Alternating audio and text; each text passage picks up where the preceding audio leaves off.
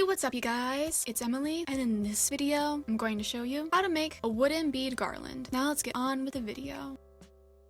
The first thing you want to do is that you want to paint your wooden beads. You can use any size and as many beads as you want. You can also paint them any color. I painted mine white and pink, and I painted 15 of each color. To make it easier, you can stick the wooden beads on a barbecue stick or something else to paint them. And when they're dry, you can put them in a bowl or on tinfoil. When the beads are dry, you can put the beads onto the twine. I went for a pink and white pattern.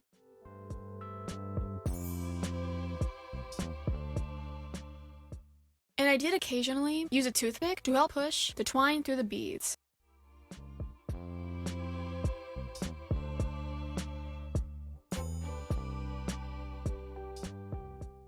After you put the beads onto the twine, you can make the tassel. And you want to start off by wrapping some twine around your fingers about 20 or more times.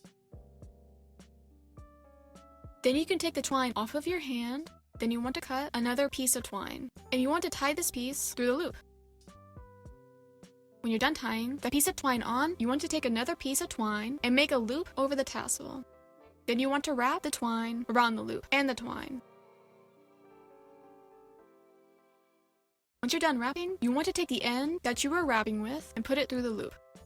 And then you want to pull the piece that is connected to the loop while holding the one strand that you were wrapping with. Then you want to cut off the extra twine. To finish off the tassel, you want to cut the loop at the bottom of the tassel. And then you want to trim the bottom of the tassel. When you're done making the tassel, you can tie the two strands at the top of the tassel to the string on the garland once. And then you can tie one of the strands from the tassel to the string from the garland into a knot. Then you can cut off extra twine. For the heart of the garland, you want to take a ball of air-dry clay and roll it out between two pieces of parchment paper. Or you can just roll it out on top of one piece of parchment paper, or you can do both.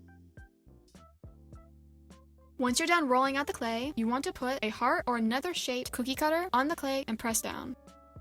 Then you want to take your shape out of the cookie cutter. You can use an X-Acto knife or something else to help you get the shape off of the cookie cutter.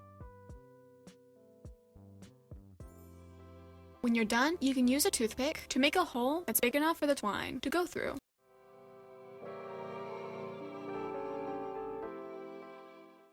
After you're done making the hole, you can smooth out the clay with water. Then you can carefully move the clay on a piece of plastic wrap to dry.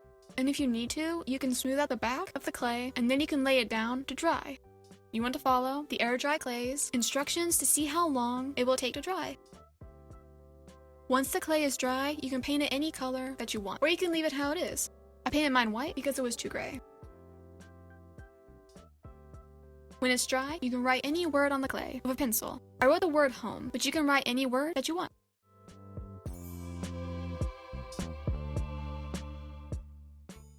Then you can paint on the word with a paintbrush, or you can use a pencil as a paintbrush.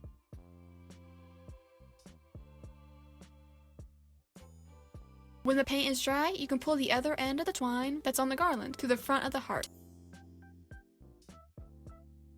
And then you can tie the twine in a knot on the back of your clay.